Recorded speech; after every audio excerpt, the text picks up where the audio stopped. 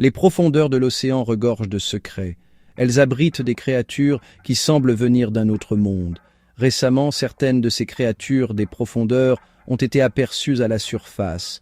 Les calmars géants, autrefois considérés comme un mythe, sont maintenant vus par les pêcheurs. Le régalec, un long poisson argenté pouvant atteindre 9 mètres de long, s'est échoué sur les côtes. Ces observations sont inhabituelles. Les créatures des profondeurs se sont adaptées à une vie dans un environnement très différent de la surface. Elles sont habituées à des eaux froides, sombres et à une pression immense. Alors pourquoi remontent-elles à la surface? La réponse est simple, le changement climatique. La baudroie abyssale, avec sa canne à pêche lumineuse, a également été aperçue près de la surface. Le poisson pélican, connu pour son immense bouche, a été vu dans des eaux moins profondes. Même les méduses des profondeurs, avec leur corps translucide, ont été observées près de la surface. Ces créatures entrent dans un monde complètement différent du leur. L'océan profond reste l'un des endroits les plus mystérieux de la Terre, et ses habitants sont maintenant des invités inattendus dans notre monde. L'océan absorbe la majeure partie de la chaleur piégée par les gaz à effet de serre. Cela rend l'océan plus chaud, même dans ses profondeurs. Les gaz à effet de serre, tels que le dioxyde de carbone, retiennent la chaleur dans l'atmosphère, qui est ensuite absorbée par l'océan. Pour les créatures des profondeurs, cette eau plus chaude est un problème grave. Des espèces comme la baudroie abyssale et les calmars géants sont extrêmement sensibles aux changements de température. Elles se sont adaptées à vivre dans une plage de température très étroite. Une légère augmentation peut perturber leur métabolisme et leur cycle de reproduction. À mesure que l'eau se réchauffe, elles doivent se déplacer pour trouver des eaux plus froides. Cette migration peut être épuisante et énergivore. C'est pourquoi nous voyons plus de créatures des profondeurs à la surface. Elles cherchent refuge contre les températures croissantes de leur habitat habituel. Elles sont contraintes de quitter leur habitat profond en raison des conditions changeantes. Ce déplacement peut entraîner une concurrence accrue pour les ressources et de nouveaux défis écologiques.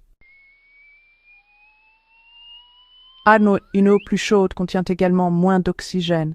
Cela crée des défis, non seulement pour les créatures des profondeurs, mais pour toute la vie marine.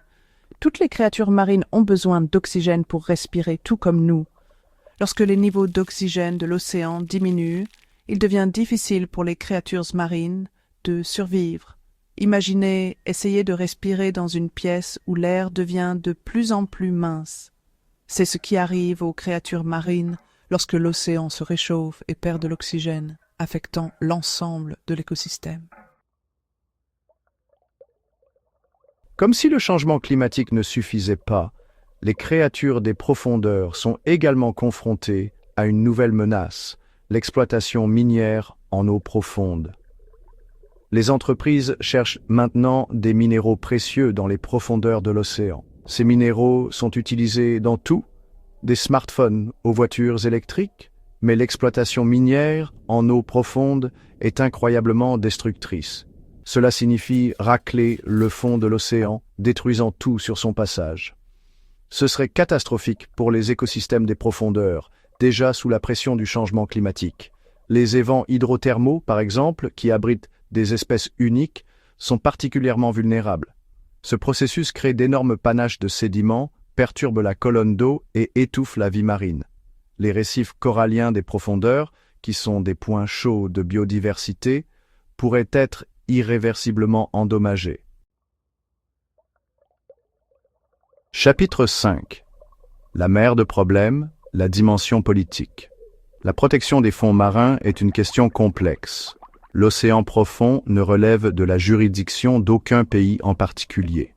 Cela rend difficile l'établissement de règles et le contrôle de leur application.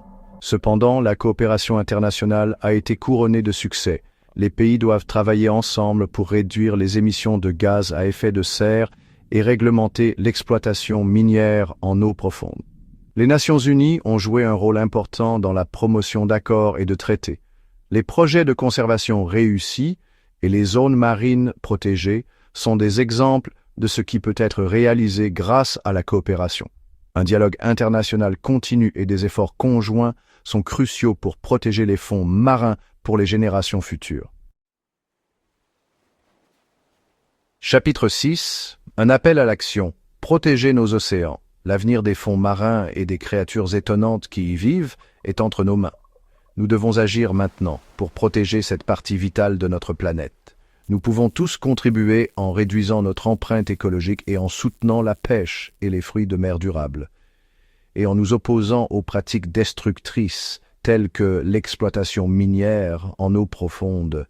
Utiliser des produits réutilisables, opter pour les transports en commun et participer aux programmes de recyclage locaux. Engagez-vous dans des campagnes sur les médias sociaux, participez à des réunions publiques et éduquez les autres sur la conservation marine. N'oubliez pas que l'action collective est essentielle. Ensemble, nous pouvons faire la différence. Chapitre 7. La connaissance et pouvoir, éducation et sensibilisation. Beaucoup de gens ne connaissent pas les merveilles des fonds marins et les menaces auxquelles ils sont confrontés. L'éducation et la sensibilisation sont cruciales. Nous devons éduquer la prochaine génération sur l'importance de la conservation marine. Les documentaires, les musées et les programmes éducatifs peuvent tous contribuer à accroître la sensibilisation. Des programmes tels que Gardiens de l'océan, Sauver nos mers et l'initiative École bleue ont réussi à sensibiliser et à inspirer l'action pour la conservation marine. Chapitre 8. L'avenir de nos océans, une responsabilité partagée. L'océan nous relie tous, il nous fournit de la nourriture et de l'oxygène et régule le climat. Protéger l'océan ne consiste pas seulement à sauver les baleines ou les récifs coralliens, il s'agit de sauvegarder l'avenir de l'humanité. Un océan sain garantit des moyens de subsistance, offre des loisirs et est une source d'inspiration.